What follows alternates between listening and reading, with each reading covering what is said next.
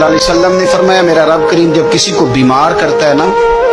تو پھر اللہ فرشتوں کو بھیجتا ہے، فرماتا ہے جب پتہ کر کے آؤ کسی سے میری شکایت تو نہیں کر رہا۔ تو فرشتے جا کے عرض کرتے ہیں مالک اس کے پاس تو جو بھی آیا نا اس نے یہی کہا کہ الحمدللہ جس حال میں اللہ نے رکھا ہے میں راضی ہوں۔ اس نے تیری شکایت نہیں کی، اس نے تیری رضا پہ اس بیماری کو تیری طرف سے آزمائش سمجھ کے قبول کیا۔ میرے نبی کریم علیہ الصلوۃ والسلام فرمانے لگے، رب فرماتا ہے فرشتوں گواہ ہو جاؤ، اگر میں اسے اس بیماری سے شفا دوں گا تو جو اس کے پاس خون ہے اس سے بہتر خون اسے عطا کروں گا،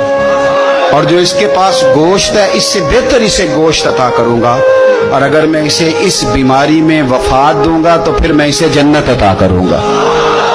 اگر شفا دوں گا تو بہترین شفا دوں گا، اور اگر وفات دوں گا تو پھر جنت دوں گا۔